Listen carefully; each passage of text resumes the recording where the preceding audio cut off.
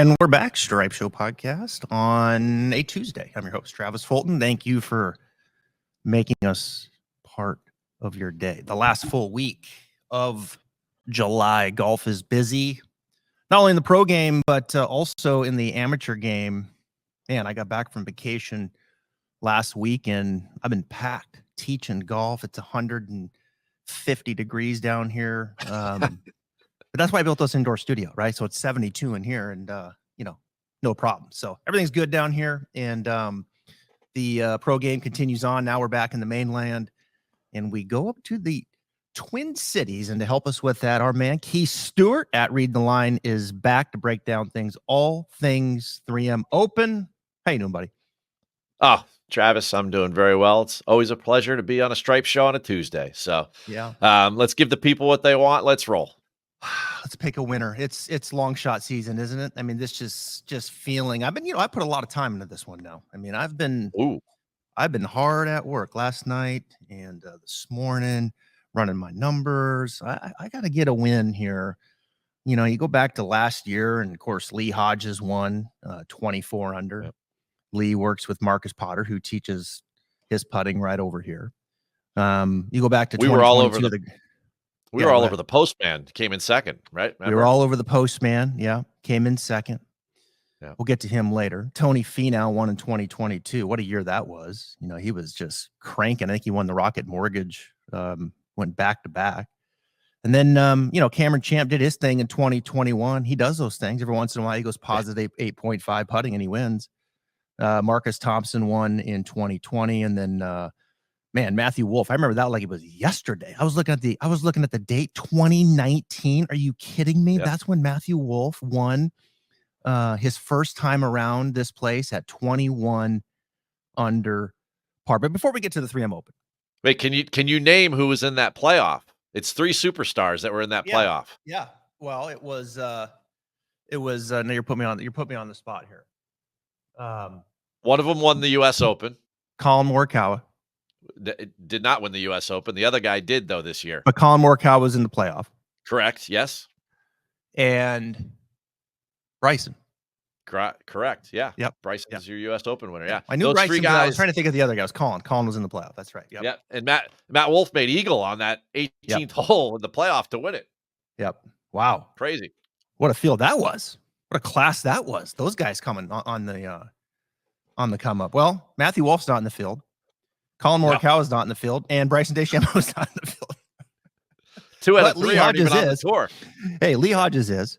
Tony Finau is, and so is Cameron Champ. I'm not sure about Michael Thompson, but anyway, guy that's not in the field who probably did a little celebrating after his win over there at Royal Troon. Xander Schauffele gets his second major title of his career, but also just this year. We were chatting before we came on air, and if the people that follow the Stripe Show, we've been talking about Xander. Obviously, he's one of the best players on tour for quite some time, but really, heading into the season, there were some question marks with Xander. I think with his dad's kind of, involvement with his career, his game, et cetera, et cetera. A lot of things that you just kind of scratch your head and you're like, man, I don't know, man. I'm kind of out on Xander.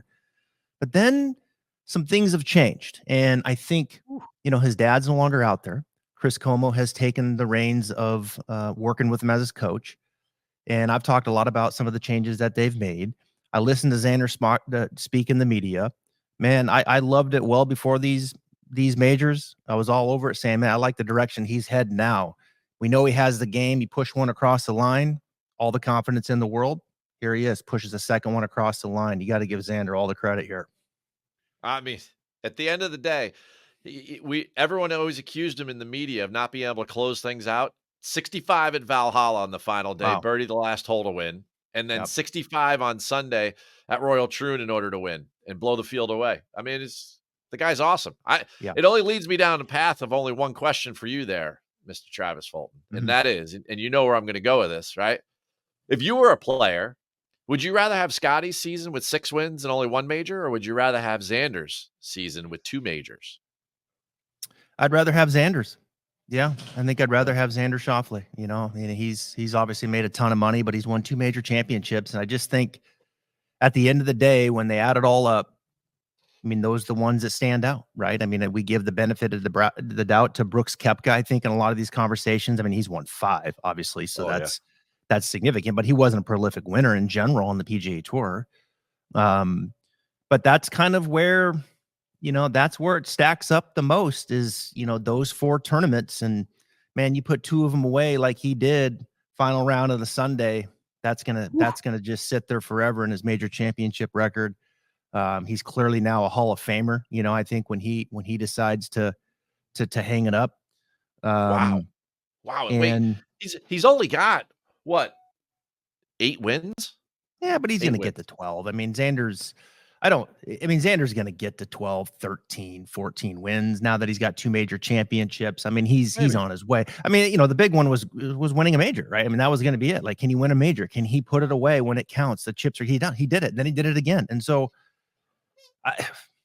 I mean, his game is so good. There's no weakness. He can play anywhere. He's always going to have the opportunities, that, to win. He can go out with his B game and be 2 or 3 back going into Sunday, and then all of a sudden flip it on in the A game and do what he did at Royal Troon on Sunday and just play absolutely perfect, flawless golf and put the field away.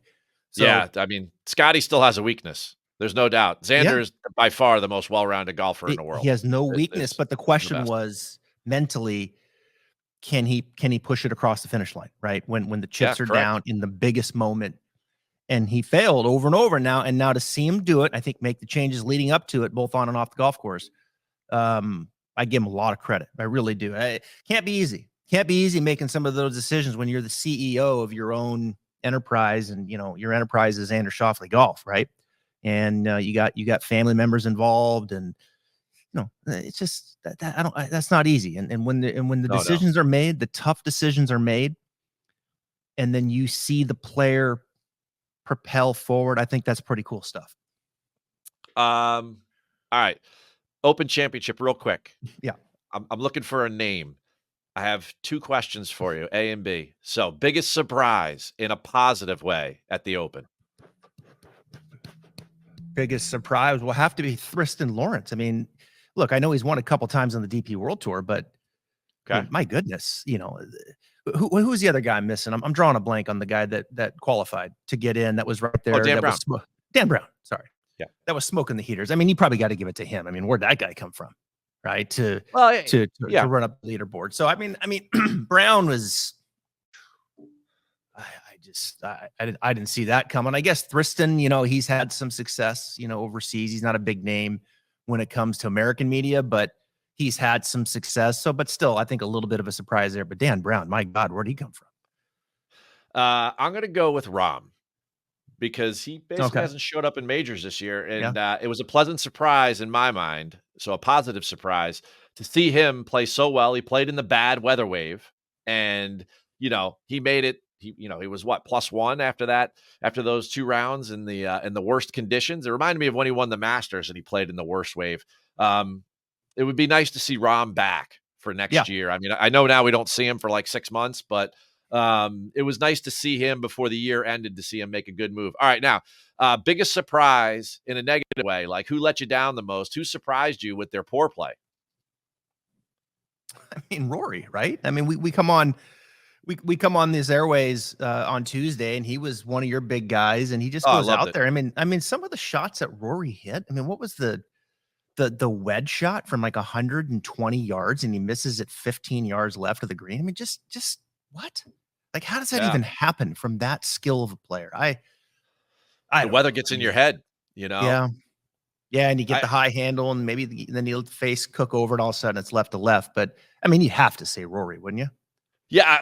But for me, for sure, because I bet Rory, and I was touting him last week. It's just a number of people too, though. Like, it's amazing to me that like those guys are so routine about their golf game. Like, he and Bryson are high ball hitters, and they didn't change anything, and they got ejected from the tournament. And there's a number of names up there that really had bad weeks, but Rory's by far was the most surprising, that he wouldn't show up in a part of the world where he grew up and should be able to. I mean, if what happened with Bryson happened, that doesn't surprise me nearly as much as it does for somebody like Rory, who, grew up in Northern Ireland and played in conditions like that all his life, that he couldn't adjust quickly.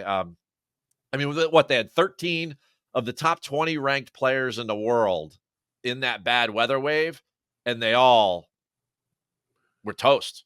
Yeah.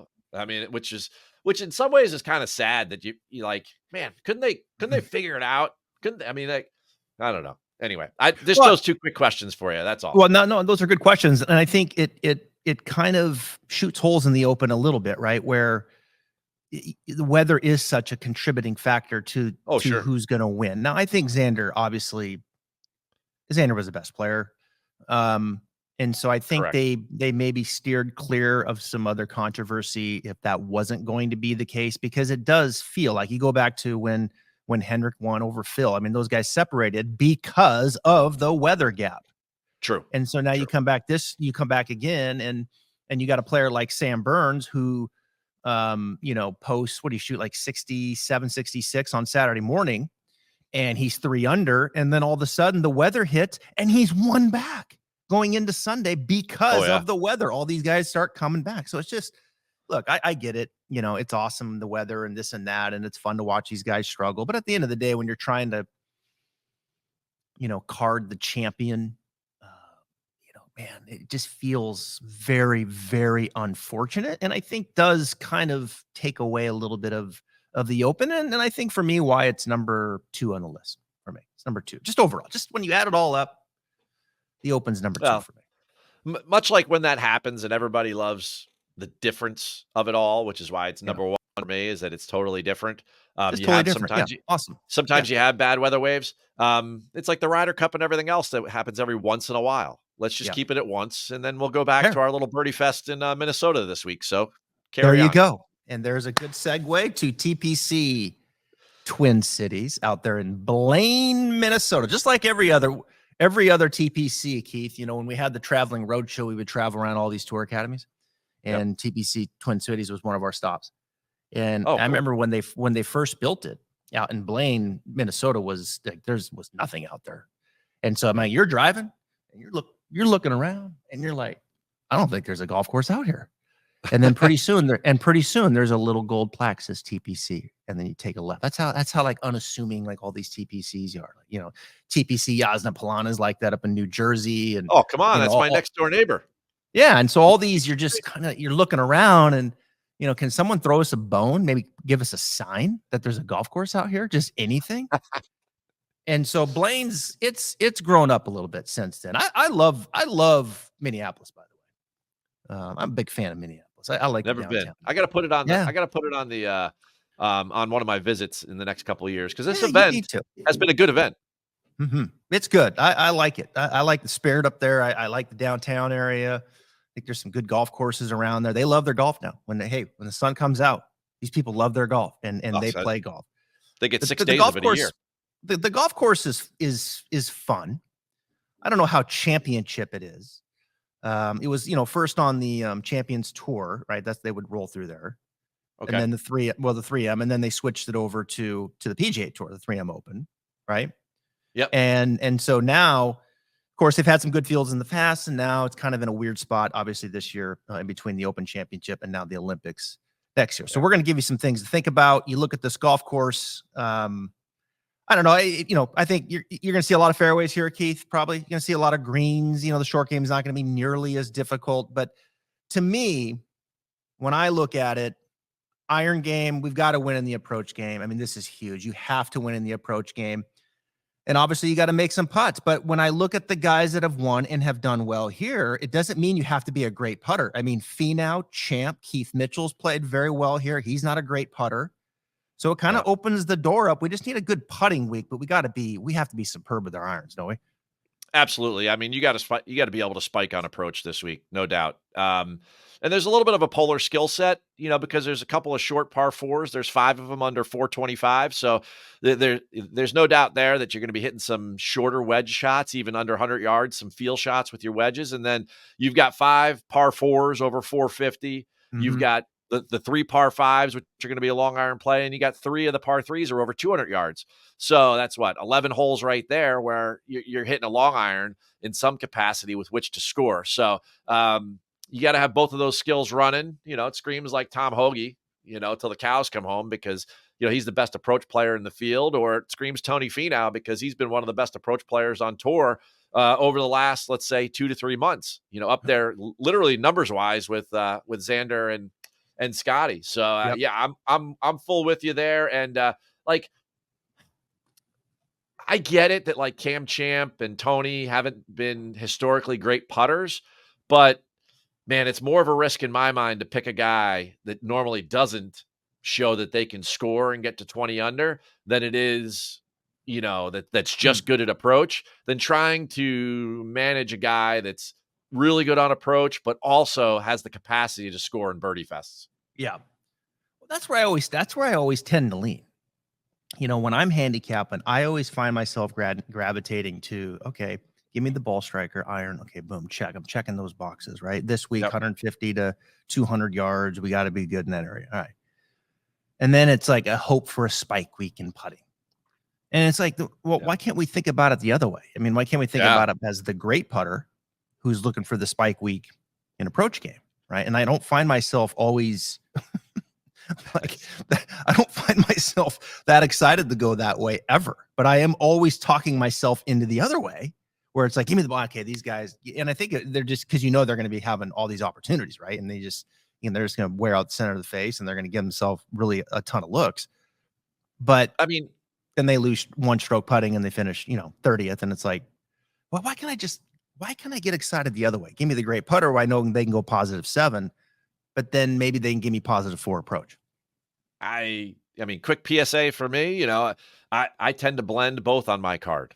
Okay. So for every Tom Hoagie this week, there could be a Mac Hughes, because if you only go with one narrative for the whole week, well, man, you better be sure what that narrative is, because then that means that everybody's going to get tossed if for some reason things go sideways, right? And you want to have some balance there. So it does feel like distance, because it's going to be warm up there, and they let the driver hunt up there. I mean, these guys are going to be ripping it off the tee. So it does feel like distance does play to some degree. Just looking at how players have played here, there is an advantage here of some length for sure.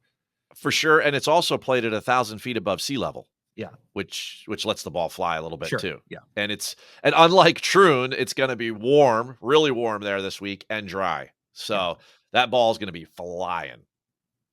My picks are all over the place this week, by the way. So I love it. Just telling you now. But hey, before we get to first click, okay. All right. I want to ask you top of the board. We got 3 guys at the top of the board. And what's interesting, Keith, at the top of the board, Tony Finau, Akshay Bhatia is number 2 in odds. All right. So you got Finau, what is he, about 12? Bhatia 11. Yep. Bhatia is around 20. And then you got Thagala at 22. All right. So there's your 3 top. All 3 of those guys missed the cut last week at the Open. So top of the board, those 3. Yep. We're not going to sit here and just, wear out the chalk this week. We're going to give you some things to think about. But if you had to kind of give a lean of those 3, do you have one? I would say if I had to number them, I would put Tony number 1. He's one of 17 guys that's played there 5 times. He's won it, and he's had a bunch of top 10s. So he loves the golf course. He keeps continually showing up at a time in the season where you probably don't need to show up if you're Tony Finau. And the guy I'd put 3rd would be Sahith, because he's been there 3 times. He's got 3 missed cuts. So something just doesn't, the wires are crossed. Right. It's interesting. Yeah. 3 missed cuts. Interesting. Wow. Yeah. So, and he's come back, so a lot of guys, they miss 2 cuts. They're like, yeah, I'm out here. I'm not coming back to that place. It just doesn't suit my eye. Right. So that's how I would number those out. So by default, Akshay falls in the middle, but don't forget about Sam Burns there too. No, I am gonna forget about Sam Burns, and that's tough for me to say, because Sam Burns is just iron game is not good. He was. I understand he held some things together last week at the Open, but Sam Burns, give him some credit for the good round on Saturday, but he climbed that leaderboard because the weather came in late on Saturday, and so he was not going to be a factor without all that weather coming in.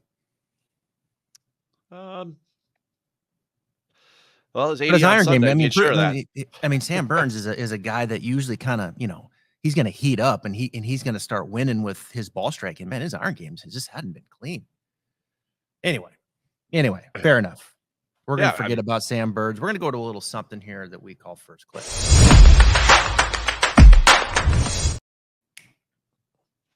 Take it.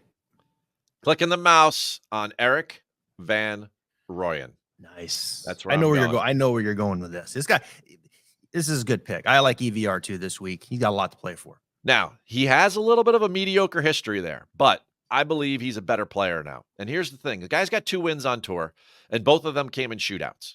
So okay. He's from South Africa. So coming over here, he's an incredible ball striker. And in his last 6 birdie fests, now these are the events where you got to go over 20 subpar scores, right? In his last 6 birdie fests, he was 8th at the Rocket, 2nd at Myrtle Beach. I'm sorry, 6th at the Rocket, 4th at Myrtle Beach, 2nd at Cognizant, 8th at Mexico, and then 25th at Amex, right? And he won the World Wild Technologies at 27 under. So, like, here's a guy that his weakness is his short game. But if you put him in a ball striking place where he can just go low, then he tends to gravitate towards the top of the list. On top of that he also went to the University of Minnesota. He played golf there for 4 years. And Blaine or TPC Twin Cities is like 20 miles from campus. So he's familiar with the agronomy up there. I feel like he's a much better player this year and has been a much better player this year. You see his record there on easier golf courses. And, that's it for me.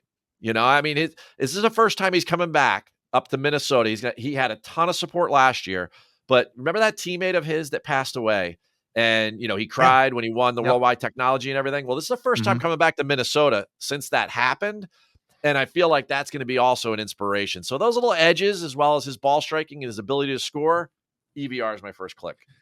40 to 1. I like it. And he's got some stuff to play for too. I think isn't he right there on the line with the President's Cup too? Like he's got that. And we're also gonna, what else we're gonna do? You give your first click. All right, here we go. I'm gonna give my first. Rico. I'm going. I told you, I got a wild card this week. I had to shake it up a little bit. This is long shot season, so why not start it off 60 to 1? Rico Hui. Now, look, not a lot of people watch the tournament in Kentucky. They're in the middle of July, but the guy that finished second was Rico. Yeah. Now I know this field's a little bit better than that. Yeah, lost in a playoff. I know this is a little bit better than that, but I like the way this guy's trending, man. The last 3 times we've seen him: 6 at the Rocket Mortgage, 26 at John Deere. He was second at the ISCO there in Kentucky. You look at him statistically over that stretch, and how it plays out. Let's say in some of the metrics this week, last 8 to 12 rounds, the only guy that's checking out better on my metrics is Luke Clanton. Believe it or not. Yeah, I know. This kid, Luke Clanton. All right, so maybe you bet Luke this week. What is he, like 26 to 1? I couldn't do that, not this week. So I went Rico. He's the next one in line. This 150 to 157 yard metric, he's right there at 21st in the last 12 rounds. 175 to 200, he's 4th. Approach game, check. Off the tee, check. He's got length off the tee, which we talked about. Opportunities. Look, his putter is probably has been the subtle weakness, maybe perhaps through this stretch, if you want to call it that. He's played some brilliant golf. Yeah, he played good. But I don't know. I just like this kid a lot. I like his game. I think he fits this course. It's his first time seeing it. It's long shot season, folks. Load up on Rico Suave. Yeah, Suave. Not a lot of people listen to this might remember him. He's 101 on the FedEx Cup list, so he's got to gain 31 points somehow in the next 2 events if he wants to make the playoffs. So if that doesn't motivate him, that's a cash grab right there. Go ahead. I was just gonna say, don't downplay Luke Clanton as an amateur. I know we live in a world where an amateur won, and then he turned pro, and then he won again. So and he's in the field, and that's Nick Dunlop at 40 to 1. So crazy. It is. Yeah, it's not unthinkable that Luke Clanton, who's played brilliant golf, absolute brilliant golf from Florida State, 41st at the U.S. Open, 10th at the Rocket, 2nd at the Deere. He was 39th in Kentucky when Rico won that. So, yeah, Luke Clanton come out, win this thing. He's right there. Crazy. He's 28-1. He's the same odds as the guy that just finished second at the Open Championship, and Billy Horschel, who's 28-1. I mean, if you had to ask me which of those two I'm going to bet, I'm betting Clanton. Oh, yeah. Yeah. Horschel's got a little bit of a hangover. That had to be a lot of fatigue that week, you know? And last week definitely suited Horschel much more than this thing getting to 18, 19 under with 23 grind birdies. It out. Yeah. You know? Yeah, I agree. I mean, so good. Before I let you drive the ship, I want to just a few more names. Ooh, okay. You know, Keegan, of course, he's the Ryder Cup captain. He's in the field 35-1. Keith Mitchell's played well here. I mean, he's got a couple T5s in the last 3 years, but can you bet Keith Mitchell to win? I mean, he loves this place, but are you going to bet him to win? Hang on, I'm writing these down. Keegan, Keith. All right. Keegan, Keith. Yeah. No, take Keegan out of there. Well, guess what? He announced Webb Simpson's one of his vice captains. So my only reaction to that was going to be, this guy's already working for the Ryder Cup, right? So I have concerns there as far as winning goes. Take Keegan out. So so we're going to rank Mitchell. Okay. Cam Davis. Oh, okay. You knew I was going to throw Cam Davis in there. I mean, and a guy that has played pretty well here, and Adam Hadwin. Huh. All right. Well, I am 16 weeks sober from betting Keith Mitchell, and I am not going to break that streak for the fact that he's played good there before. I'm on a lot of conversations weekly about Keith Mitchell. I love Keith Mitchell. He is an awesome dude, and I love the way he plays golf. He plays aggressive. It's just the putting doesn't show up. I was all over him in Houston. That was 16 weeks ago, and it didn't work out. In fact, he missed a cut. And from there, I have just taken a break, and that break has been I felt a lot of recovery in that time. And maybe this is something that I should talk to Rory about. I don't know, but I'm going to go 17 weeks without. I'm with you. Yeah, I'm off too. Yep, no doubt. Here's the thing. Like, we had a fun conversation before about being really good at ball striking and being really poor at putting, and then like hoping for a week. You know, I say this all the time and you always laugh, but hope is not an action verb. And what that means is that hope doesn't get the job done, right? He actually has to show some form of change in his putting ability. And he's a popular enough player, especially where you would know that he brought on a new putting coach, or he was doing something up at Sea Island, or whatever he was doing. You would know. I mean, you're right there in Jacksonville. You would know what was going on if it had changed. And nothing has changed in those 16 weeks, right? In fact, nothing's changed since the Honda in 2019, which was his only victory on tour. So I love the parallels between driving the ball and playing very well, you know, on the champion course down there at PGA National with all those double bogey penalties that are available, similar to TPC Twin Cities. I love all those parallels. But I just don't see how this guy gets to 17 or 18 or 19 or 20 under to compete when he can't putt well from inside 6 feet. So I've got to lay off there. And I would.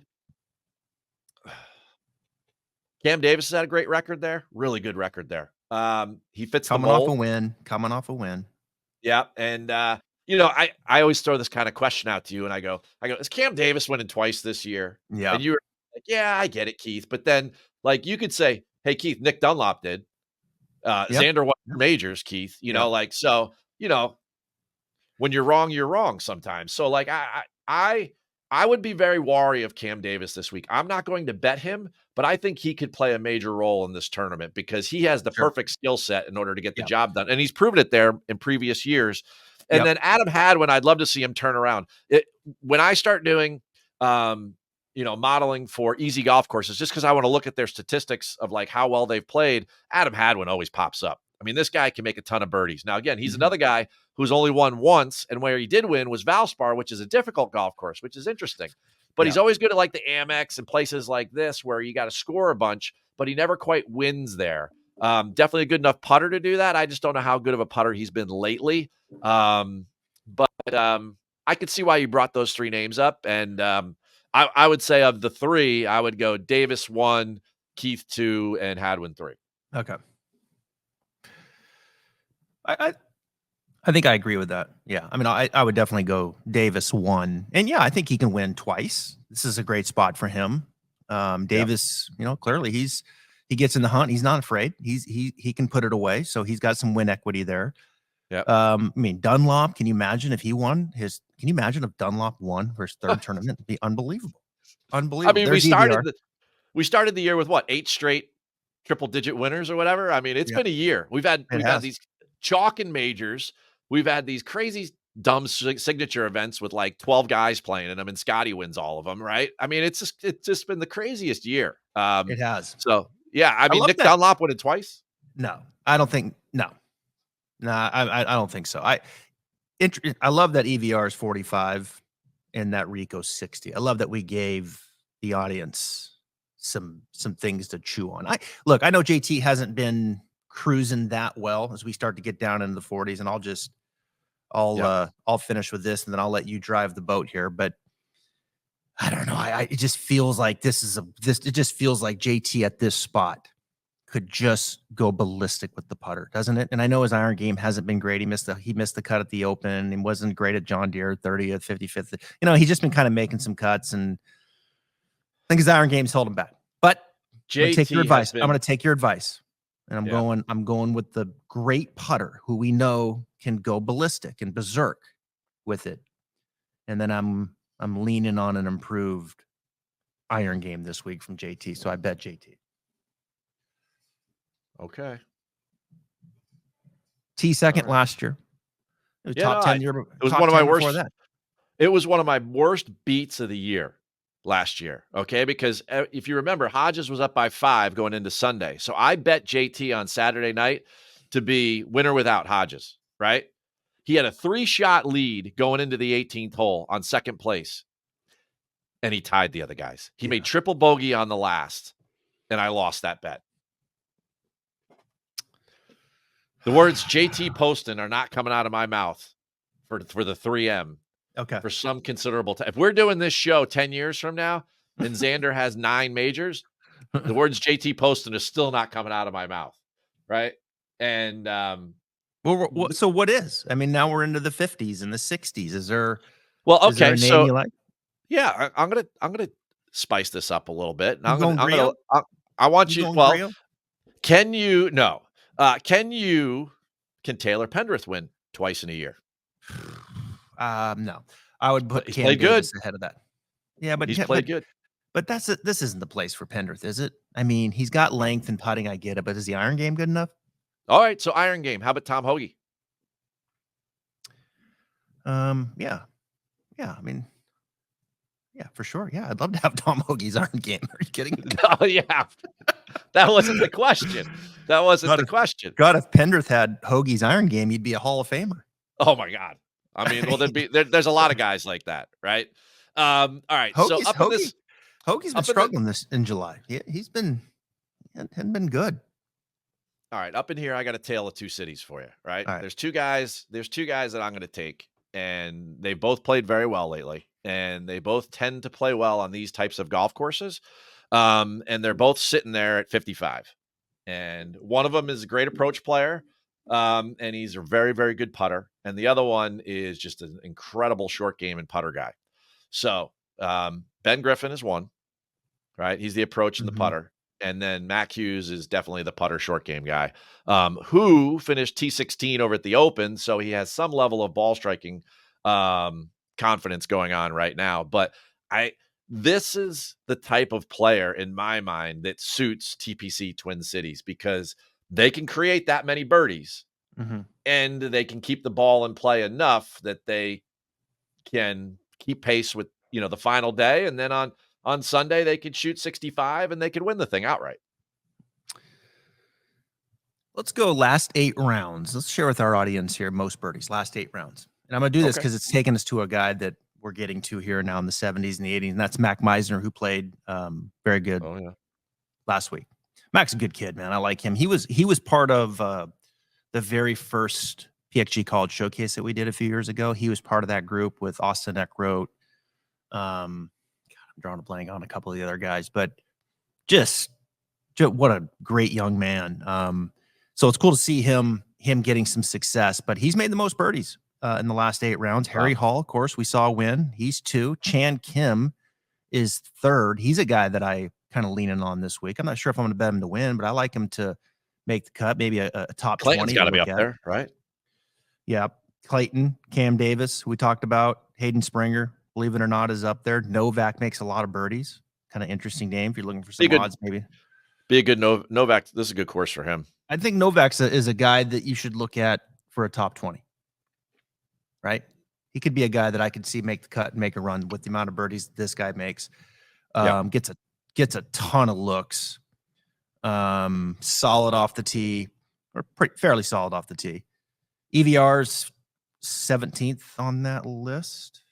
EVR's 13th on the birdies list in the last 8 rounds. So that's a tight window, 8 rounds.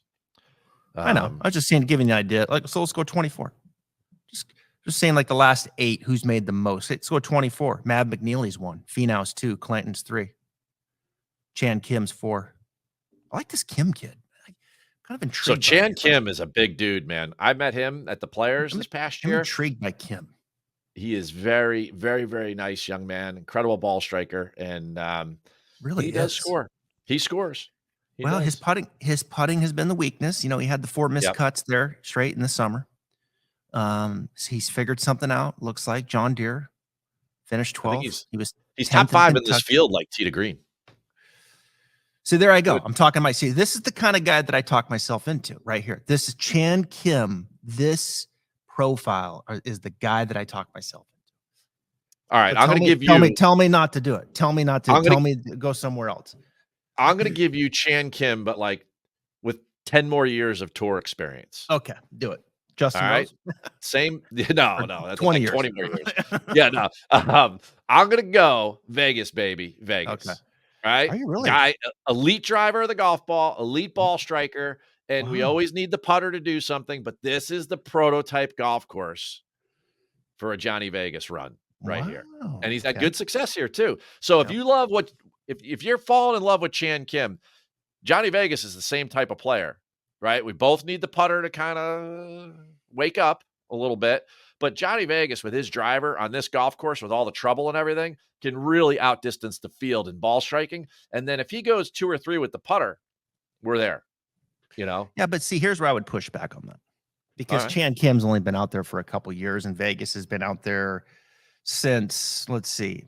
I mean, I'm scrolling down right now. I mean, this dude's been out there for a while. 2010. 11 was his first full year. Yeah. And so since 2011, we've been waiting for his putter to wake up. Now, Johnny Vegas has got some wins, but I'm teasing here, half, of course. Yeah. But he's got 3 wins. We've been waiting for a while for Vegas's putter to wake up. Where with Chan Kim, we've only been waiting, maybe for a year, and it has woken up, and it's popped his head up, and we can see it, and he's been positive, 2 or 3 the last 2 weeks. So hey, give me the young guy. Give me Kim. I'll take Kim. You take Vegas, and there we go. Because right now, okay, look, we're even on wine. Whoa. When did we get Or do I owe you one? You one? I'm up 2-0. No, you're not. You're not up 2-0. I've won the last 3. You won the first one back in February. I was on the road, and you beat me, and I forget who it was. Speaking of waking up, now you're like, calm down. Jeez. Come on. You're kidding me. Bottles of wine. Johnny Vegas. Here we go. All right. So you got Vegas. I got Chan Kim. We're going to see whose putter can wake up. You know who can putt? I mean, talk to me. Wow. Pearson Cootie. That dude can putt. Whoa. I thought you were going to bring him up on that birdie list because in the last 8 rounds, that guy's made a lot of birdies. He was in there. He's in there. He's in the top 15. Yeah, for sure. Has to be. I mean, wow. Pearson Cootie. My goodness. Elite with the putter. And it's a good driver of the golf ball, too. This would be he's 100 to 1. He's 100 to 1 right now, Yeah. So there you go. You want to go that way? Hey, in 5 editions of this, in 5 editions of this thing, the average pre-tournament winner's odds is 10,800. So 108 to 1. Let's keep going. Let's see if there's some other names down there. You got I got a guy for you that I am eyeing right there in triple digits at the start of triple digits. At the And start of triple digits. right, Okay. right there at 100. He was Hey, let me 100. guess. Let me guess, Oh, because oh, I got this guy circled too. Is it Ben? Ben Silverman? No, Yeah. Oh, it's not. See, I like it's Ben. not. I like Ben No. this week at 100. No, I think that's a good pick, and, he had a nice run back there in March. Boy, Yeah, I like Ben. yeah, he was a good Who do you got? Who's your guy? JJ Spawn. Oh. I don't think I've ever heard you say that name on this show ever. You have not, but, it's a good golf Wow. course for him because he Wow. puts the ball in play, and he's been playing reasonably well lately, and he's been Okay. playing a bunch. So, um, he could ball strike it good enough to do it here, right? So, Wow. I yeah. This has been a weird year for you now. Just to say that, for you to say Ben, or for you to say JJ Spawn on this show, this has been the strangest year of all time. I mean, he's probably top 10 in the field for approach. Gosh, that's the well, let's see, last 24 rounds approach. Kevin Yu, who we're getting into, he's got some odds. He's won. You That want to guy go couldn't straight putt ball it. striking? He couldn't Can't put it putt it. off a dock into the Yeah. water. Kelly Craft, Finau. There's Chan Kim again. I tell you, Chan Keith Kim's Mitchell, all over Keith models. Mitchell He's a 5, model darling. Ben Griffin 6, your boy. JJ's 9. Yeah. Yep, JJ's 9. Yeah. Yeah, and Solid. in his short game, can struggle, which you could probably push that down this week, right? A little bit. I'm doing that for a number of guys. Yeah. I'm going back to my point earlier of the two different types of players. Mac Hughes is going to be the only guy on my outright card that is the opposite of elite ball striker. Most of them are going to be elite ball strikers. I need to putt a little bit better. Yeah. Hughes is the one that I feel like is hitting the ball relatively well right now and is by far one of the better putters in the field. So there's that. I tell you, I gave you Silverman, who I think is starting to get pretty comfy out here. He's starting to get very, very comfy. You want to talk about a guy who can putt? This guy can roll the rock too, and he can drive it pretty darn good. And his iron game is not too shabby either. And Silverman's a nice player. I really like this guy, and I sprinkled a little on him. I put a little on him this week. I just it's that kind of week. Give me a little Ben Silverman. Last 5 rounds: 32nd, 35th, 17th, 18th, 31st. Young guy, right in that wheelhouse, like you said, average 108. Silverman clocking in right now at like 100. Yep. Yeah. I mean, I'd just be surprised if somebody under 30-1 who just went through that meat grinder at Royal Troon was like just rolling over here. Like, and even Finau, who didn't play the weekend and probably got here sooner than like Horschel, I would just be surprised, like that kind of golf would make you question your sanity. And, I get it. These guys, they have a week off after this because of the Olympics. So there is no secondary event. It's just a week off. And there's only 60 guys in the field at La Golf Nationale for Paris Olympics. Right. So like, right. And then the guys that really need it for Wyndham, they're going to be completely engaged this week, but they've also just played in the ISCO and the Barracuda. Right. So like, that's where I feel like those guys are like hardened right now. And that could be a Chan Kim for sure. Like here's how crazy golf is, right? Because we're looking for approach and putting. I mean, that's kind of what we're after here. Now a little distance obviously is not going to hurt you, but you can push short game down. I don't think you're not going to win this tournament with your short game. And then you start getting down to these odds, and I'm a big Matthew Naismith fan. I love that dude. And to see him play well in Kentucky it warmed my heart. To see him come out and go positive 8.2 putting and positive 7.8 approach. Now, if you know Naismith, he can fire the irons. That's not a problem. But the putter gets, the putter can get like chilly, really chilly. And he had 2 chances to win that thing. Oh my God. He had 2 chances, 12 footers, and didn't touch the hole with either one of them. But, it was still a good week in Kentucky. Finished second. They had like 5 guys in the playoff or whatever. Pearson Cootie was part of it. And so look, you look at this, and you know, Naismith hasn't done anything, and all of a sudden he comes out, and Kentucky goes positive 7.8 approach, positive 8.2 putting. He's in a playoff to win the thing, just like that. That's golf. That's golf. That's the kind of thing right there that if he repeated those two numbers, he would win this thing. Oh, 100%. Yeah. 100%. But I'm not going to bet him. So, but I just want. I mean, Hodges last year, Hodges 9 with the irons and 6 with the putter. Yeah. To your point, right? Yeah, There's 15 for you. Mm-hmm. That's what Thompson did. Pretty close. 24. 7.5. Yep. 7.5, 7.3. You know, Finau was positive 8 irons. Champ was a little different. He was only like 3.7 putting, but Champ goes positive 8.5. Like that's what he does. Like Champ, all of a sudden, he figures the putter out, and then he just gets in contention and wins. So good stuff. How far are you going to go? You know, are you willing to continue to push down? I mean, Kevin Strowman's played pretty good here. He played good last year, didn't he? Finished second, didn't he? Strowman. Can I interest you in that? No. Okay. No. I mean, that's as far as I'm going. Yeah, I mean, I get that, like, Michael Thompson's out there, but I mean, that's literally like throwing darts with a blindfold. You know, like that to me is not a practical way with which to build a betting card. Is to start betting like 4 guys over 100 just because there's a great number, and you know, the guy was, you know, really good at I don't know, the 3M 3 years ago or something like that. You know, that's just not my style, unfortunately. But the only guy we didn't mention that I had circled and I accidentally skipped over was Grillo. And I kind of mentioned it to you thinking you were going to pick him. You go in the last 5 rounds or the last 5 years of this tournament, total strokes gained. Finau's dominated. We know Finau just is.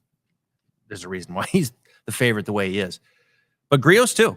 You know, I mean, here's a guy that's T10, T2, T3, 3 of the last 4 years. And so, and you're going to get some odds on him.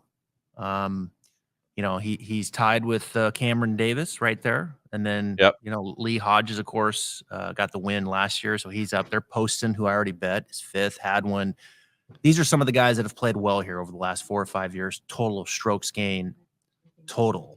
Had one who I asked you about already. Doug Gim, you know, there's another one of those. Can he find something with the putter? Taryn has played good here. Bradley, there's Streelman T2 last year. Obviously Keith Mitchell, a couple top 5s. I mean, Grillo's the only other name that I would throw out there. As he clearly likes this place. I got one last guy. Putter wakes up. Putter wakes up here for Grillo if you look at the splits. Yeah. Go ahead. Does Daniel Berger come back here? Does Daniel Berger make his comeback here? What's he at 125 right now? Yeah, I mean, he's down there. It's somebody I've thought about in the triple digits. Yeah. I mean, win seems unlikely. But yeah, I'm just like, he's played good here. When you look at that, you know, strokes gains history, he's played good here. I don't know. That was a guy that I liked out there. And I'm just rooting for him to complete his comeback. That's all. I don't think that he wins per se, but yeah, when you have me looking down that part of the board, and I just, you know, he took all that time off for his back because he was injured and everything, and it would just be cool to see him come back. God, it feels like 15 years ago when he won at Pebble Beach, doesn't it? I mean, it just feels like forever. What was it? It was 2021. Yeah, and he took almost 2 years off for his back. So tough. I mean, he's had a tough go. There's no doubt. He had a tough go. He's missed the last 3 cuts coming in, including he was at Kentucky as well. Yeah, I don't know. No, he hasn't played good lately, but he's had a good history here. I just wonder if that helps him at all. You feel like with Berger that it's about finishing the year healthy, playing, getting your reps, playing, have a good offseason, come back, and let's give it a go next year. That's what it feels like. Yeah. All right, good stuff. Hey, some names this week. That was good. That was fun. Like to hear you say JJ Spawn was worth watching this show. So I hope everyone enjoyed it. All right, 3M. Next week's the Olympics. You want to do something? Oh, I'm locked in. Okay. I do the ladies and the men every week, so Okay. I'm looking forward to next week for sure. All right. Well, maybe we'll if you could maybe share a couple insights with the women's next week, that'd be good too, and we'll talk about the Olympics. Awesome. I love it. I couldn't We'll see tell. you in I a week. mean, I couldn't tell the Olympics actually started this week. With the NBC coverage, they didn't really advertise it much. So, but someone told me that. All right, Stripe Show podcast. Keith Stewart. See you next week. Peace.